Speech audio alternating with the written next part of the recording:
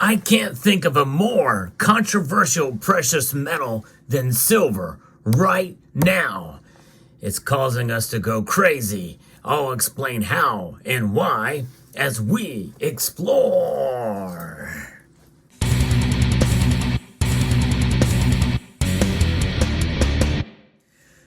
When I started this channel about 11 years ago, even though the name is Salivate Metal, well, this is primarily a silver channel.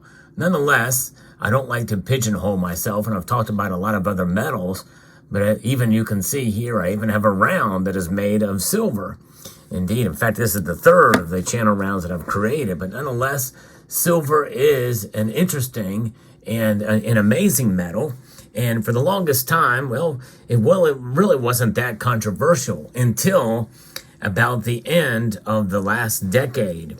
And we started to see that silver was really disappointing a lot of us in terms of its price performance. And it continues to be the case even today amidst the silver squeeze movement and supposed silver shortages.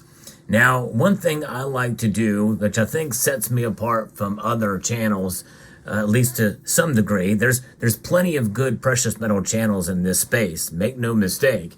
In fact, I think that largely even the so-called silver pumpers have a little bit of nuance in the content they provide.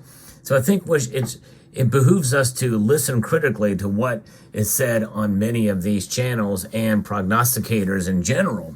But by and large, I think it is to the benefit of everyone, including the content creators such as myself, to be as realistic about silver as possible.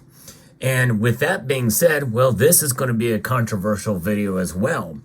I recently posted a video that I think most people got in terms of the title. Now, another thing too, when you have titles for videos, you have to skirt that fine line between, finding a title that is catchy as opposed to a title that is pure clickbait. Now, the term clickbait I find offensive when I'm accused of it, because to me it infers that you don't have the content that matches the title. In other words, a bait and switch. And I like to think that I will find a title that is catchy that could hopefully bring viewers in, but be able to back it up with the content that is provided as well. I really try to do that as best I can. I may not always succeed, but nonetheless, the title of the video that I recently posted, which did not get very many views in the long run, but I thought was a very big news story about the massive drop in silver mining in Mexico. Literally, that silver mining, if continued at the pace where it is now, could run out by 2026. And that's part of what this video is about, because we're starting to see now multiple different things stack up for the bullish case for silver. And folks, I like to be realistic about silver. We've been burned on silver's price for the last 10 years, really, when you think about it. Because when this channel started, silver was on its way down, and in a dramatic way. It wasn't until 2016 when we saw the price of silver start to creep back up again to about $30 an ounce, or maybe a little bit higher. But since then, well, it's really not had that. We've not seen that, except for maybe it got really close to $30 an ounce a couple years ago. But here's where we are at now. We're starting to see a lot of different things take place and change and shift and morph in the silver market. And so far, that it has not really manifested itself in the price of silver yet. But here's the thing, and I want some of those who have criticized me, especially in some of my video titles, when I've talked about the bullish case for silver, I always like to balance it and give a little caveat. There's a nuance in the discussion here, because I am very pessimistic about silver skyrocketing in a dramatic way over the course. In other words, a really, really dramatic bull run, like I'm talking about $35, $40, $50 an ounce. I'm very skeptical of that. However, I do not discount the possibility that we could see a bull run, a bull run on silver, and it could happen this year.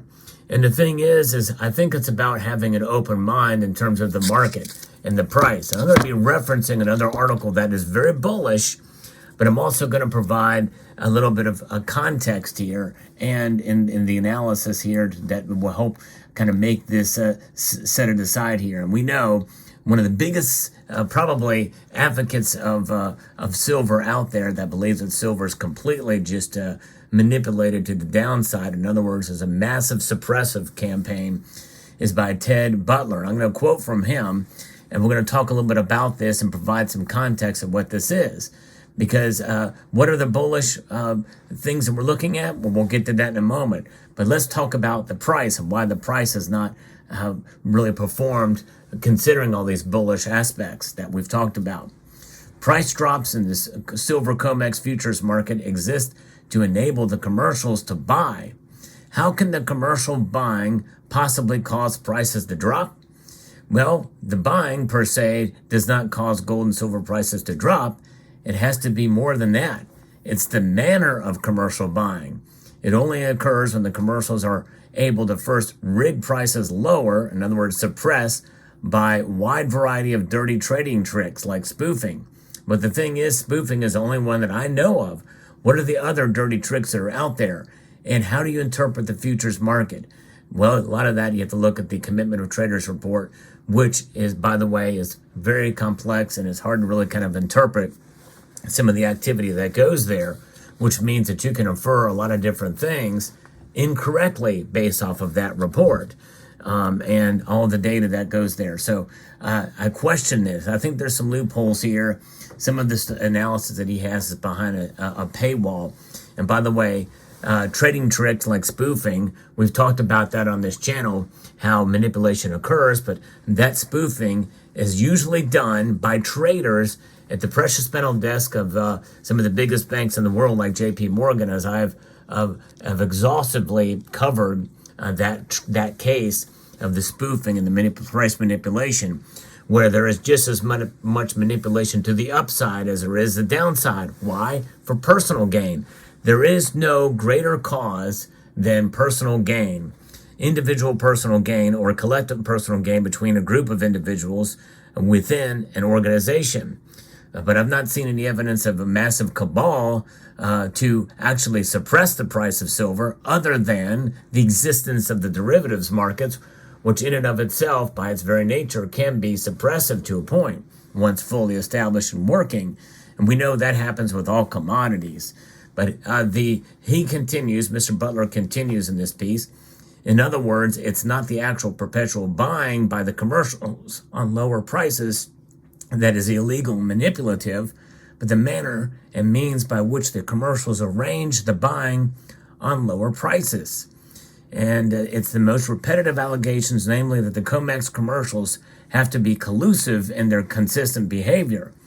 There's no way possible for the commercials on the COMEX to be able to always buy on lower prices if they weren't behaving collusively. But the collusion. How do you really prove that? You know, you make a claim there, but to always buy in the lower prices if they're behaving collusively. But the thing is that's when you buy. That makes good trading sense to buy when the prices are low. So I kind of don't understand his reasoning there, but the overall ending of this bullish piece here on silver says, from Investing Haven, says, what matters to investors is a reaction to the price of silver. And when we look at all the conditions that we're seeing, such as I mentioned in Mexico as to what could happen this year, we're already starting to see a decline. We have geopolitical tensions. We have the fact that the Federal Reserve is going to be lowering rates this year. They are going to pivot. That's going to happen. And there's other drivers. Supply shortage compared to the demand. There's not enough supply to keep up with demand. Yes, recycled silver is meeting some of that, but will it be enough in 2024? We have seen a lot of demand in India. I've talked about that recently too. That's likely to pick up again this year. So all these things combined should lead to silver's price going higher. But there's a lot of nuance in each of those things that if one or two things move in the opposite direction or work against it, well, that's going to stifle any kind of increase for silver's price. And that is the thing that a lot of silver bulls don't understand. And they think, okay, it's going to happen. It's definitely going to happen. But there's a lot of other factors that come into play here that you must take into account. And this is why I am keeping my prediction for silver's price at a fairly reasonable level. And I think a reasonable approach to this is that there's enough going on, not only in terms of geopolitically, not only in terms of domestic economics, and we also have the bank failure situation we had in 2023. We could see more of that coming, and that could bode well for the precious metals complex in general, and maybe even silver in particular, as people run to a more affordable investing option or option to hedge against the crazy situation that we may find ourselves in. And notwithstanding, we also have inflation. Inflation, the mere existence of it, is something that is going to impact the silver market as mining costs are going to increase. So those are the things that we're looking at here. Now, those kind of things are probably not going to go away. Most people would agree on that. How will it reflect in price? Well, this article says here, physical silver market conditions are getting increasingly tighter. Industrial demand keeps on rising. And we also saw about the physical supply being suffered in Mexico and other top producing countries around the world, especially for primary silver mining. There's still a lot of secondary silver mining going on, but that's still not enough, according to the figures from Metals Focus. And the paper silver market allows for more upside potential in price because of low concentration of the top 4 traders that are short. Similar to what we saw in 2015. Low concentration by the top 4 traders short is a good thing for price. And that is actually a very good point. Because what did we see, as I alluded to earlier in this video, in 2016, we saw silver prices rise. That's when we saw silver get to about $30, $31, $32 an ounce. So we very likely could be in a situation where we could see that again. And so we just don't know. Here's the thing. We should expect the prices to stay kind of where they are, or maybe even fall a little bit. In fact, as I record this video, prices of silver are down. But we should be open-minded about the possibility of silver prices going higher. That's my view, folks. And I think the prices are going to go higher in the long run because it's got to keep up with inflation. That's what silver does, is a general rule. And that really is something that has worked itself out individually for individual, consistent, pure stackers.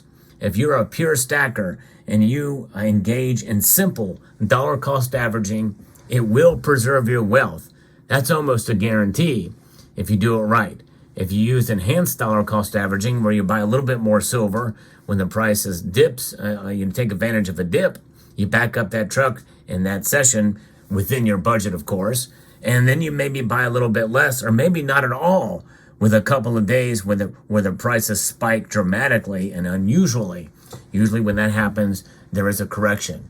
So those are the practices you should consider and think about. But nonetheless, I'm not a silver pumper. I never will be. I'm a silver realist. And I believe that it's in my best interest and it's of the interest of the community if I'm as realistic about silver as possible. In the end, it's up to you to do your own research and due diligence. But if you enjoy content where I bring you some of this nuance and this information about silver, I hope you will consider pressing that like button down below. And if you find value in the content that I provide here and you're not already, please subscribe to the channel. I'm trying to grow this channel, but I realize that part of my opinions maybe not being quite as bullish as some people would like or hope to be, that stifles some of the growth here. But I don't think it's going to serve you well if I'm unrealistic about this metal, because it doesn't serve me, it doesn't serve you any better if you are misled about silver. And that's the last thing I want to do on this channel. So I hope that helps put it into perspective. We can all get a little crazy about silver, but I think it's time to take a step back. And if you ever see a video of mine with a certain title, I encourage you to give it a chance, watch it, to see what I'm talking about in the video before making a comment. So I'd like to extend a multitude of gratitude to each and every one of you for watching. And I want to encourage you to please rate, share, comment, and subscribe.